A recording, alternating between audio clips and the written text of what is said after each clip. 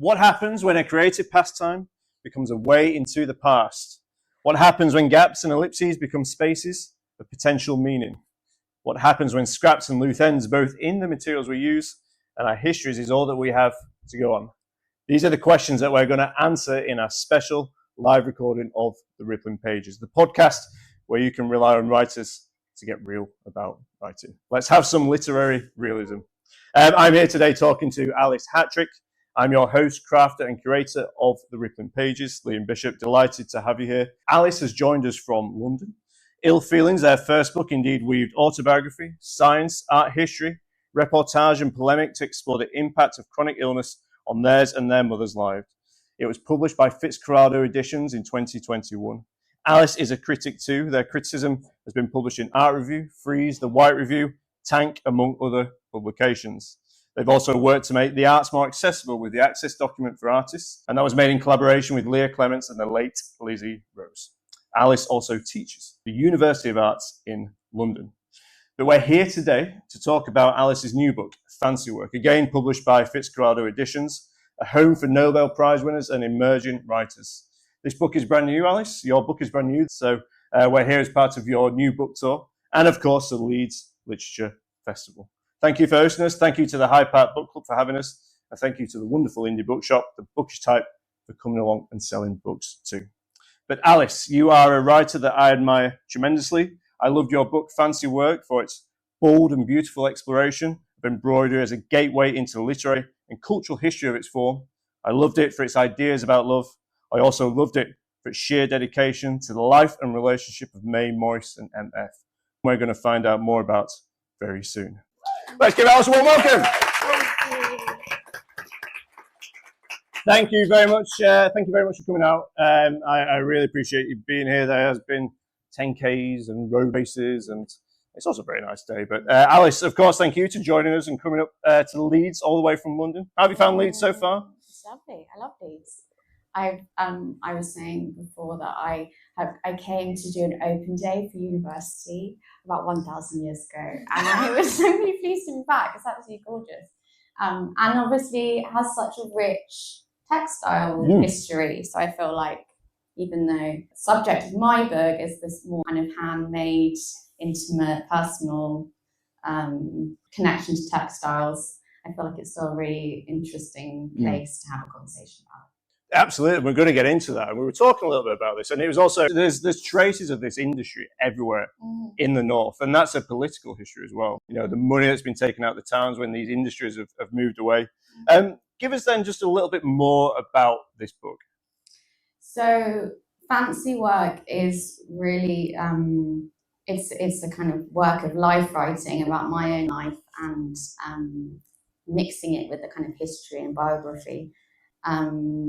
Which is kind of how I figured out how to write with Ill Feelings, is kind of mixing up these different genres that are usually kept separate. And I like to think they kind of contaminate each other and make it a bit more interesting.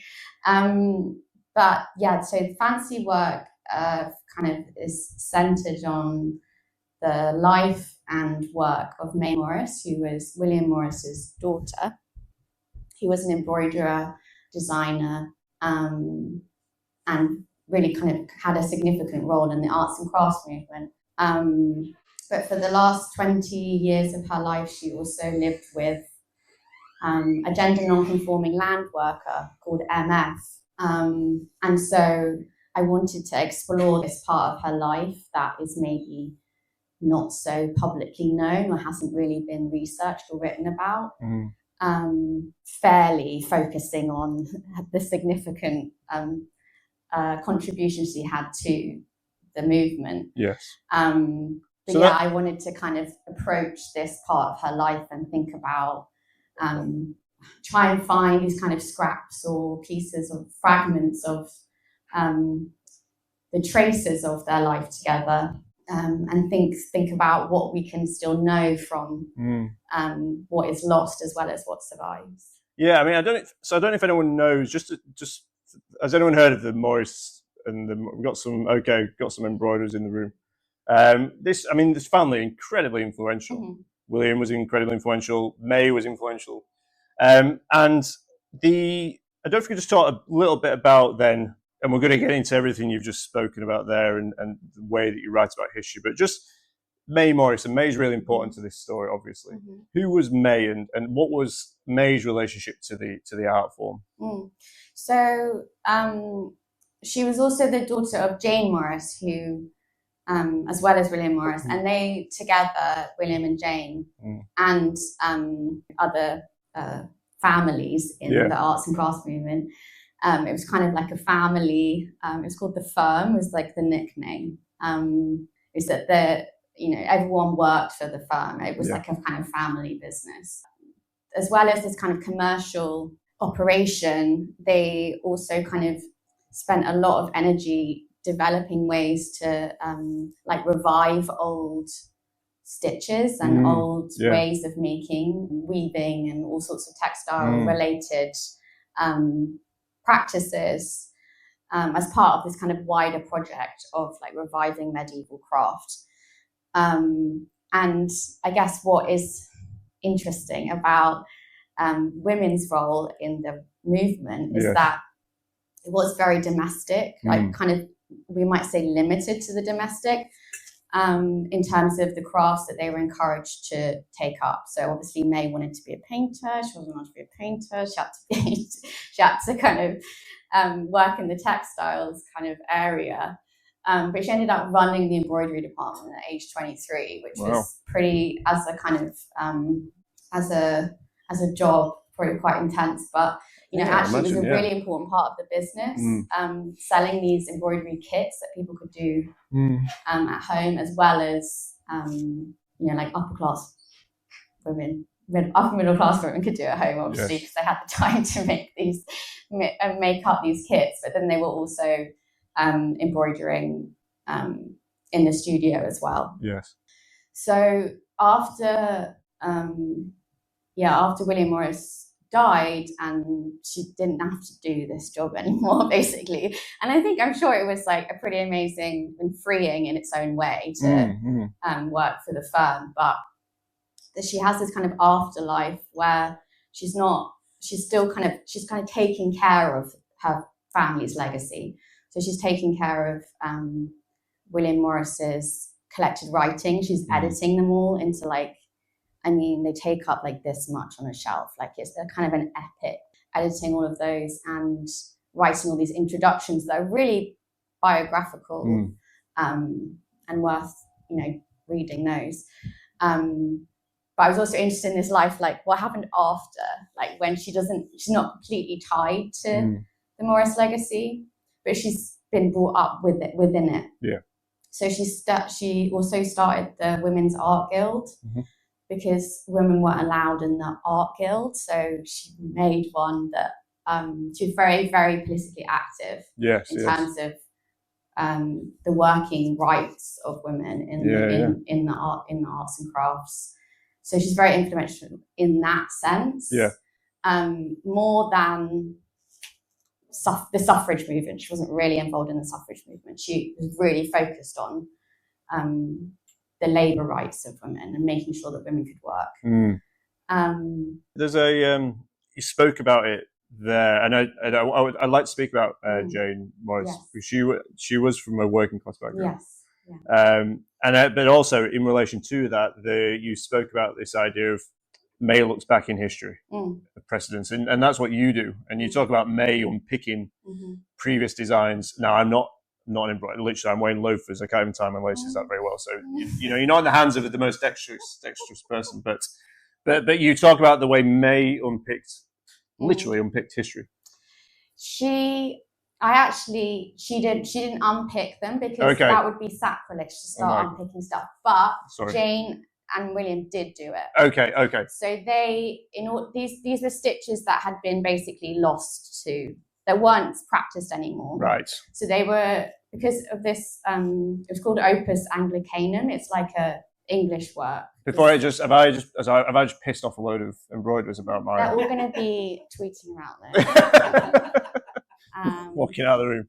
But sorry, the Opus Anglicus, yes. Yes, it's which is this it was in the kind of 13th, 14th centuries when embroidery and English work, So we think of like the Bayeux tapestry or that kind of, that's what we're thinking about, that time period, where embroidery was as important as painting or sculpture or any other art form. It wasn't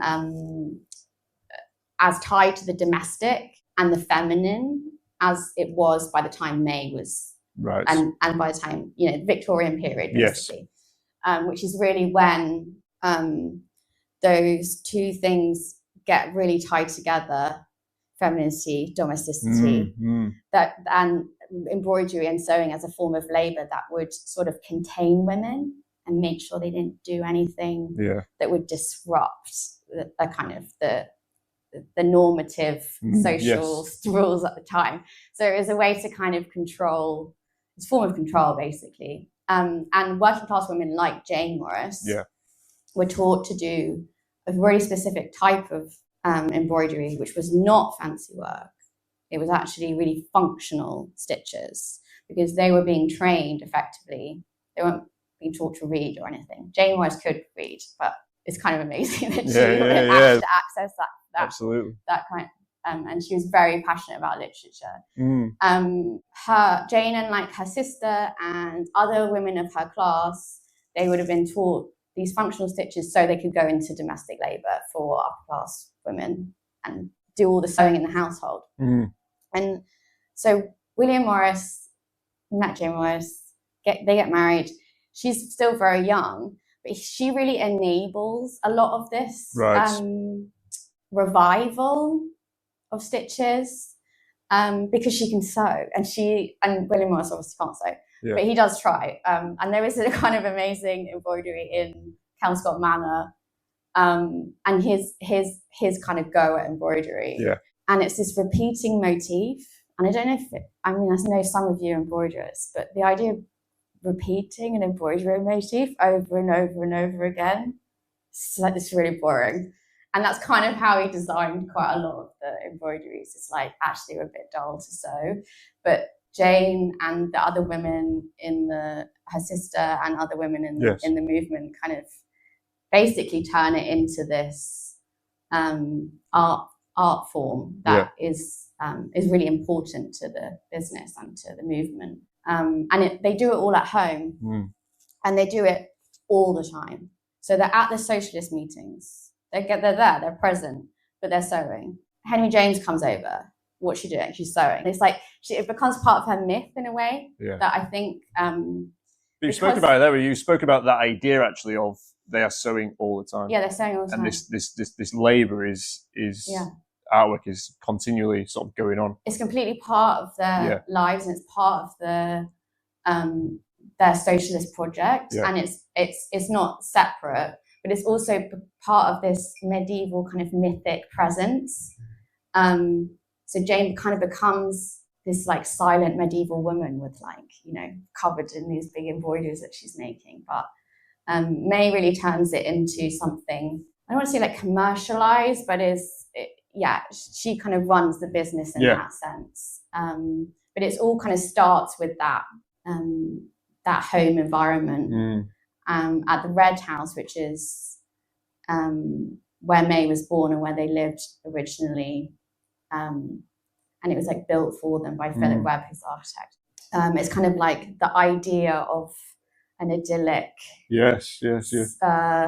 idyllic place where you can live and work and everything is intermingled. Which is obviously so important to the arts and crafts kind of like ideology.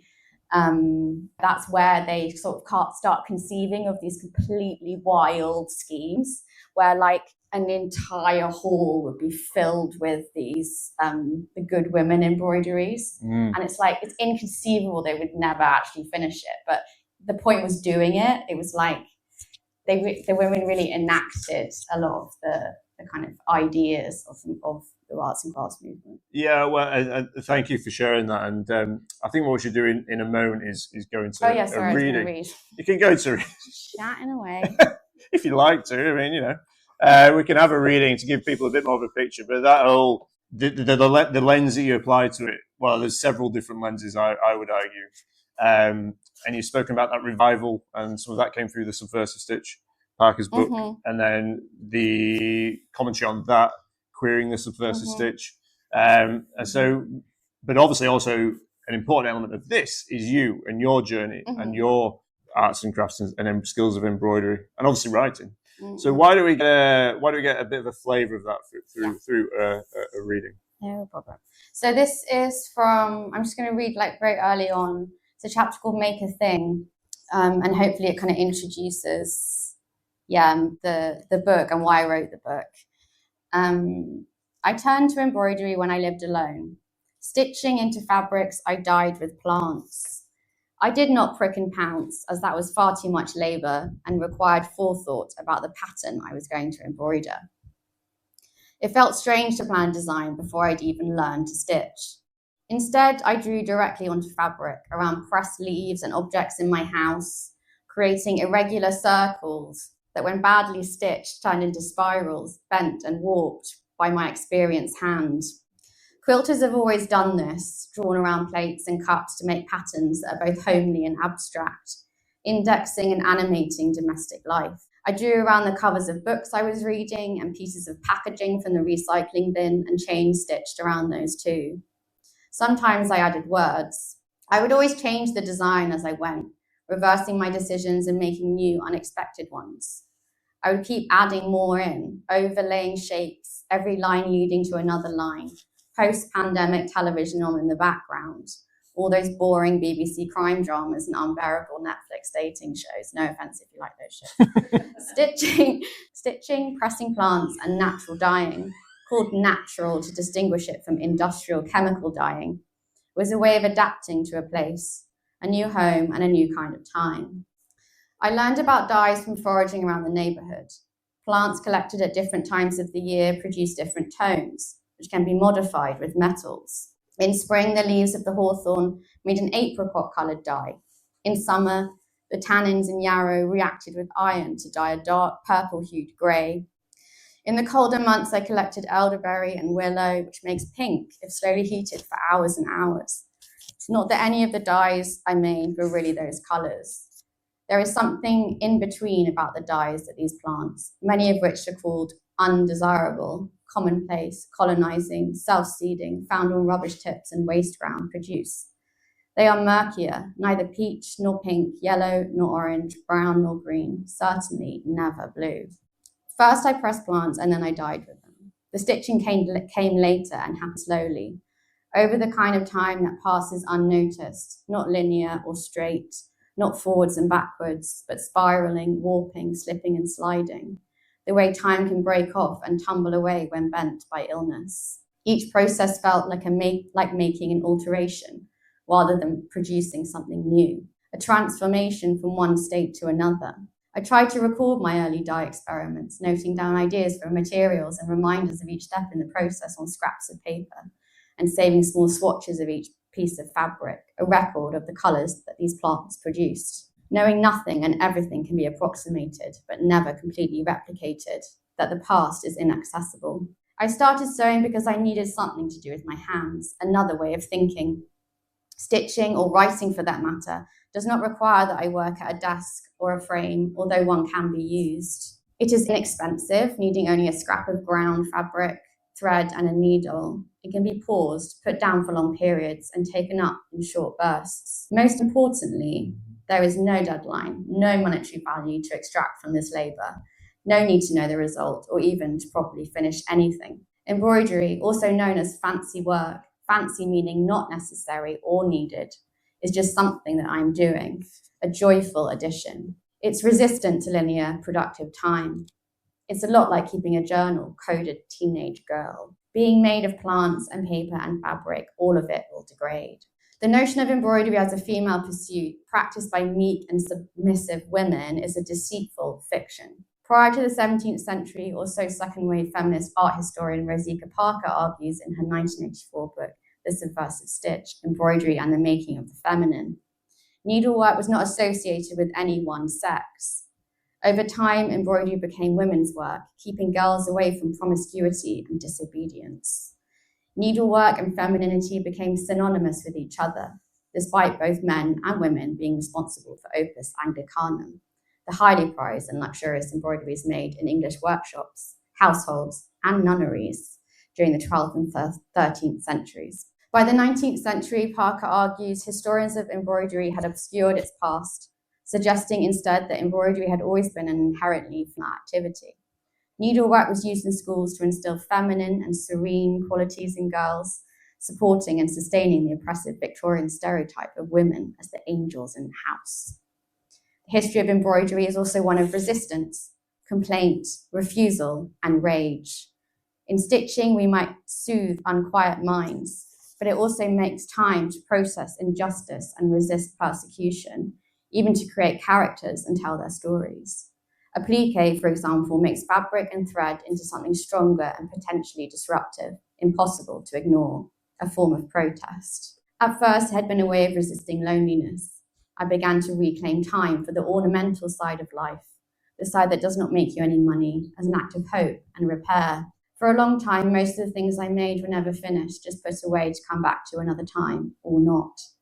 Drawing, pressing, dyeing, and stitching all felt like ways of defying what I was supposed to be doing with my time as an adult, all these fancy loops. When we write, paint, garden, or sew, we never simply make a thing, Parker wrote in an article on creativity and aggression. Rather, we enter into a network of relationships with, for example, contemporary practices, with our own creative history, with materials, with colleagues, and of course, with imaginary audiences and internal figures. I was returning to childhood hobbies and to others in the past, eagerly entering a network of relationships with imaginary audiences and internal figures. In making, I entered a wider network still, all the unknown needleworkers, closeted queers, and incarcerated stitchers, feminist art historians and colonial plant histories, and all the hands that had touched the fabrics before me. One such figure was Mae Morris, who had herself looked to the past in which embroiderers, both men and women, were among the most important artists of the day, pushing beyond their prescribed limits and, in some cases, using needlework to defy the boundaries of gender itself. Thanks, guys. Thank you very much. Thanks. Is that one of the first fancy work? I have done. I think I've only done one reading of this. Okay, but we've got a sense there, haven't we? We've got a sense of the history that's in there, your role in this, and this is you as a writer and your skill, and you can hear it there. You can hear all the layers of history that you're trying to balance in writing that piece of non-fiction. And so, I mean, for you, you spoke about this idea of you finding time to this idea of the idea of sort of using your hands, and it's not something that has a deadline. So what was it that really drove you to start doing that and then start writing about it? When did those elements come together? Yeah, I think it was definitely, as you say, in that section when I was living alone and I had more time. This is like during lockdowns and pandemics, that I felt like I had more time. Yeah. Despite the kind of horrific situation that we were in, I did feel like I had kind of free time, and I started sewing and making things in a way that I hadn't for so many years, because if I'm not working, like I need to be earning money. This is how I should be spending my time. Is how I felt, and honestly, how I feel now. Is that if I'm not working, I should be writing, and if I'm not writing, I should be working. Those doesn't sound like it makes any sense, but earning money. We've got to earn this, folks. Yeah, we're letting you know today. You've got to earn some money. I'm afraid you've got to work. Yeah, and we understand. And then I did kind of want to resist this feeling that I should be using all my time to earn money, basically. And I already had this feeling, I had these feelings tied up with writing anyway. And now I have them because when I'm sewing, I feel like I should be writing, and when I'm writing, I should be sewing. So it all gets kind of like, but I kind of found that it's just something like small and quiet and like contained, and it doesn't require like a lot of time, and I really enjoyed that sense of like being able to just pick something up and put it down, do it for like 10 minutes, and then but also I think what really drew me to it was like the sense of losing time.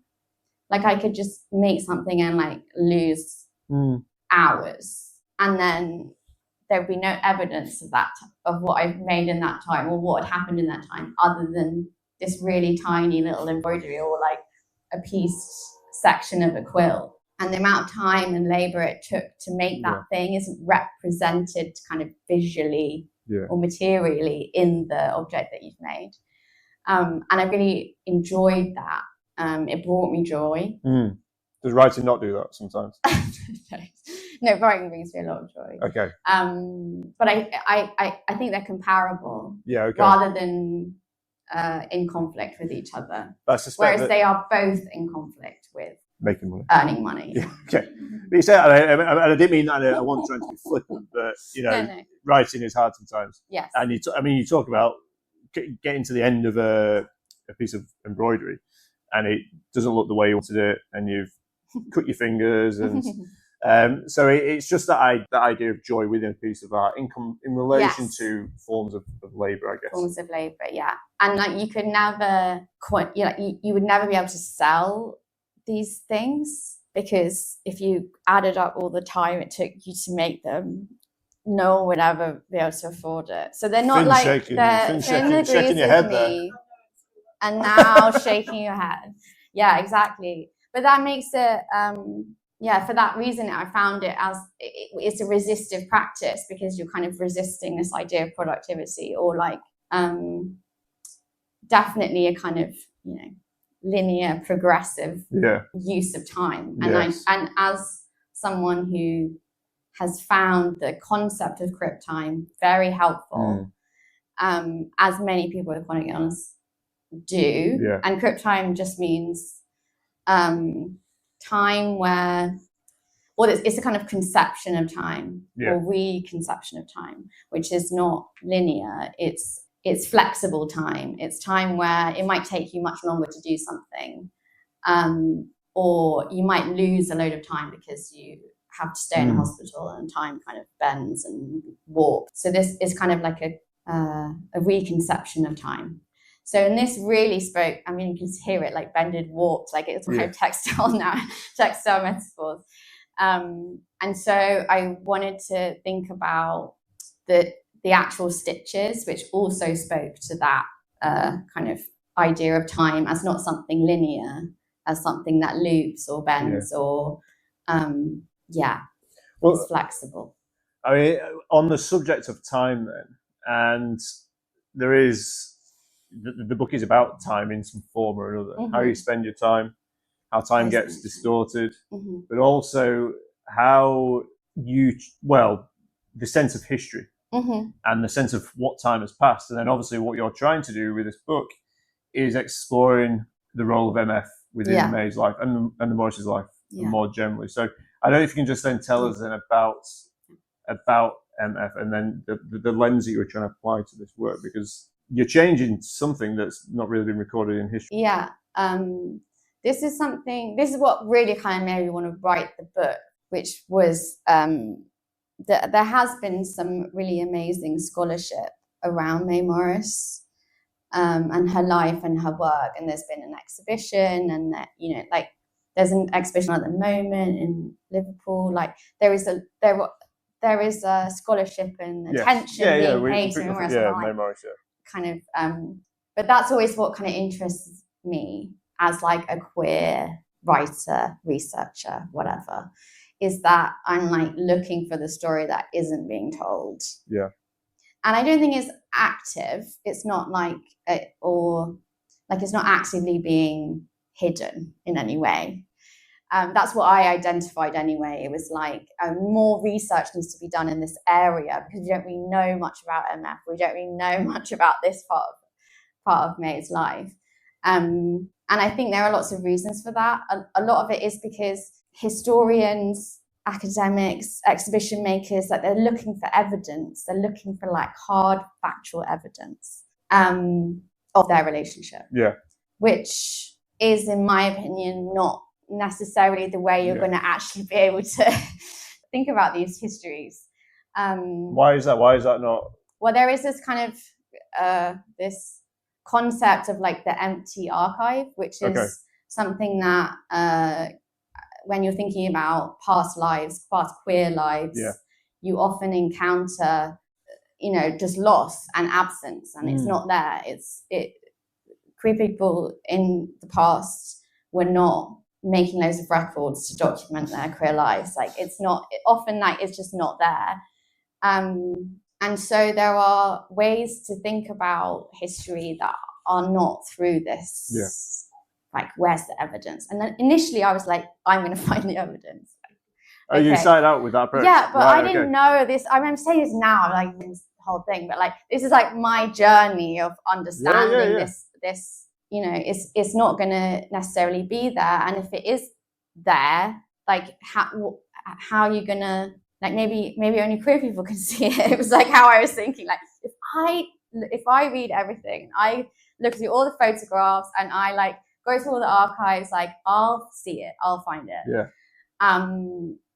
And I think, and there is some hard factual evidence there. There's a photograph that I found that says our bedroom on the back, and it's like, that's a trace, that's a piece of evidence. I mean, it doesn't amount to very much. It's just this tiny fragment, but that's enough. And actually, these tiny gestures, and actually these silences are really loud. Like if there's a gap, it's like, well. There's something happened here, kind of thing. So, and that's what you do. You hold them open. They are don't to be too sort of poetic, but you use them as gateways. Yes, exactly. Meaning. And ephemerality is incredibly important. Incredibly important. There's a Jose Esteban Munoz is really important to me.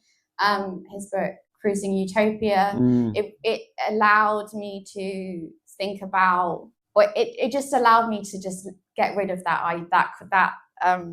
idea, which is basically like trying to live up to like the straight way of doing history, which is like, find the evidence, put all the pieces together, and it'll kind of reveal something to you. But he was writing a lot about like these more gestural, ephemeral traces that might just be feelings, which sounds like really kind of like an illegitimate way of doing history, but it's kind of what we need to do. And it's also, it is a legitimate way of, if you feel something, then that is what you need to follow, that those kind of feelings and rumors and things in the air, like this is what he kind of like writes about. So that's what I tried to do, is just follow my, the feelings I had. And actually, if you go to Kelmscott Manor now, which is where they live, May and MF lived in Oxfordshire in the Morris kind of summer home. Effectively, they rented their whole kind of adult lives. She's not really there. She's like, it's kind of preserved and restored, and like it all looks gorgeous. But like her room with MF is not like, staged or, restored in any way. And she's there in like bits and pieces, but you go into like William Morris's bedroom, you get the sense of them, but she's really quite absent. And that's kind of her own fault. Is the story? Whose fault? May's fault, because she kind of like just did really well. Wrote down loads of objects in pencil. Didn't have any children, obviously.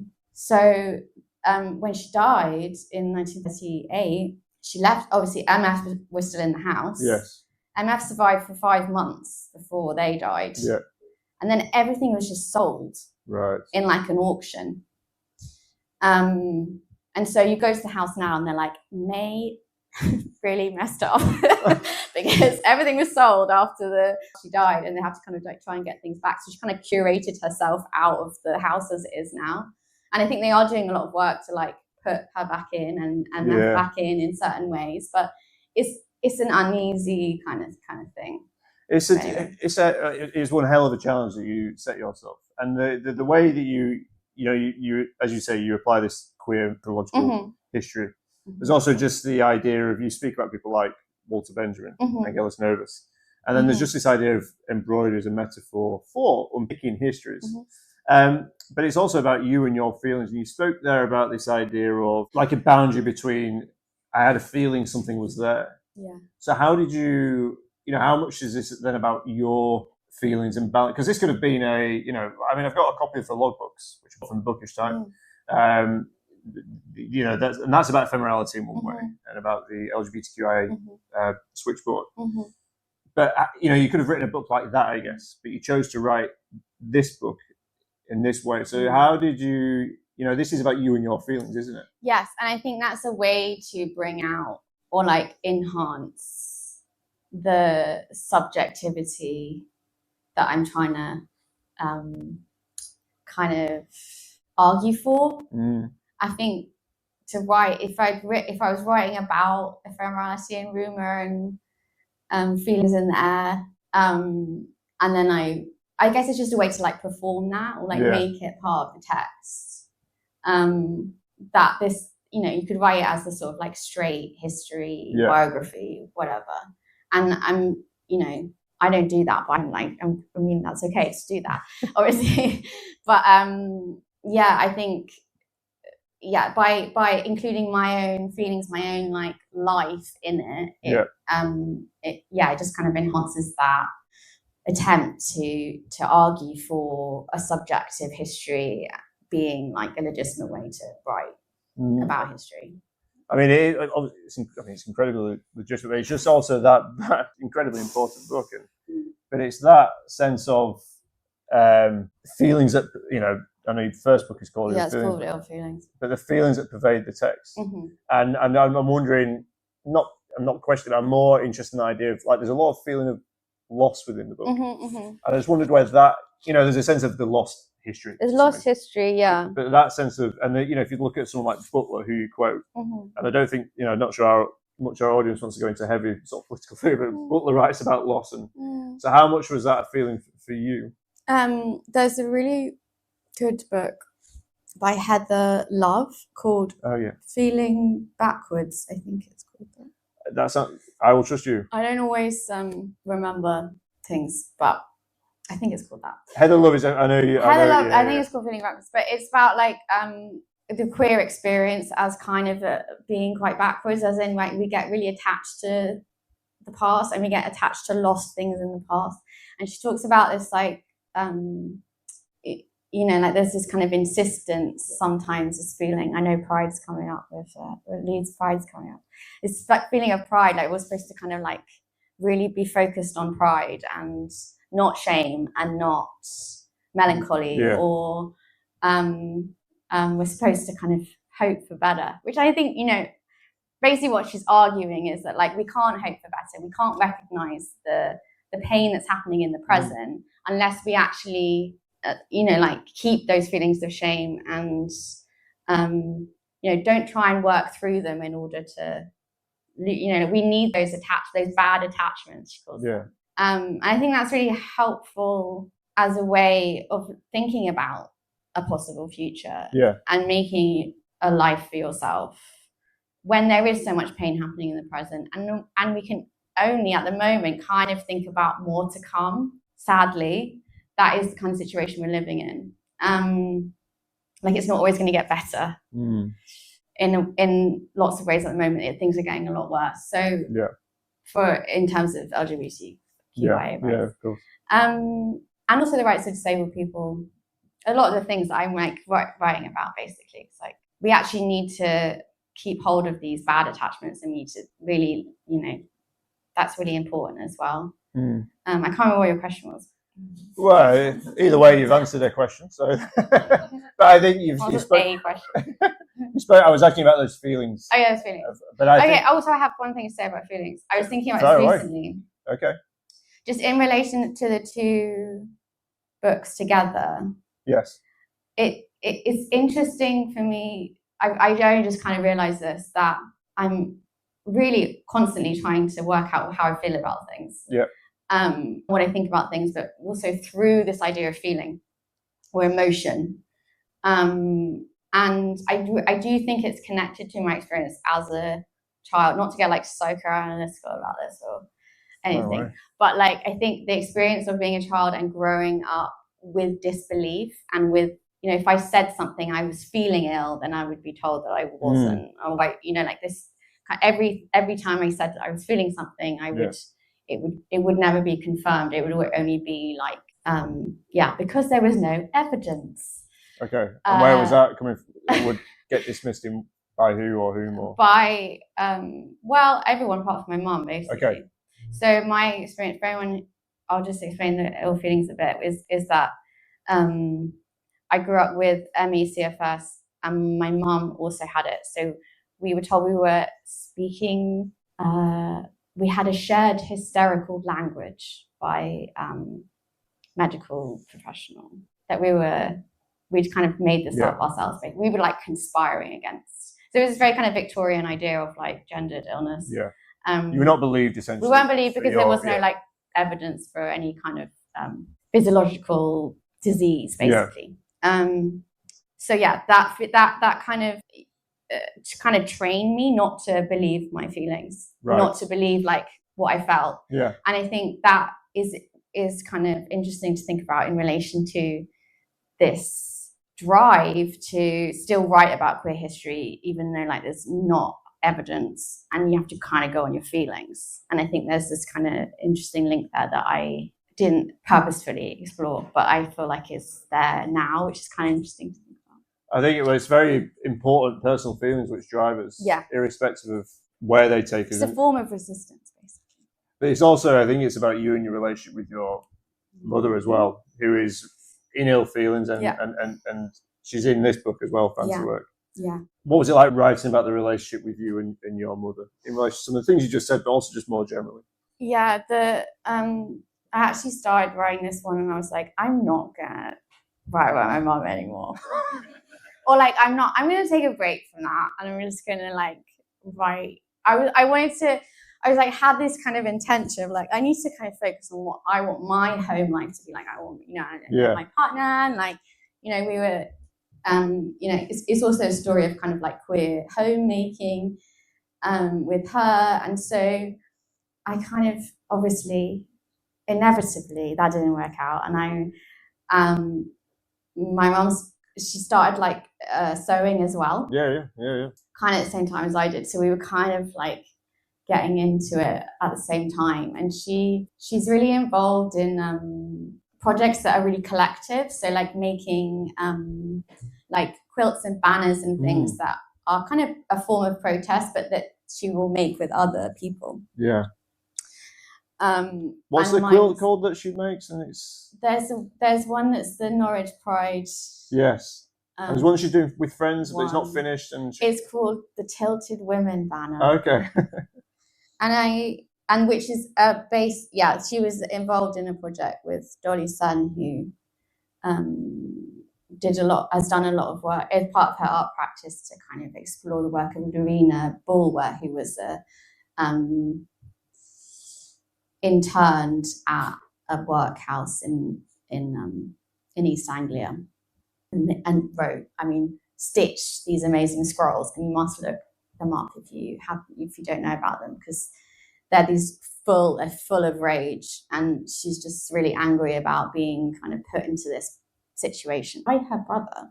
It's just horrendous, but when you can't write, you don't have access to the tools of like the pen and the pen and paper, I guess. But she did manage to get these scraps of material and thread. And so that's how she kind of used textiles as a form of resistance. And they're all in Norwich Castle Museum. Yeah, and but yeah, the children. She also the painful thing is that when she was being assessed for personal independent payments. Your mother, this was, yes. My mother. She didn't reach the criteria of like, I don't know if any of you have done this, but like you get scored on different criteria. You have to get above, I think a 3 or a 4 on enough of the criteria to get the higher rate of payments. Yeah. PIP, this is, yes.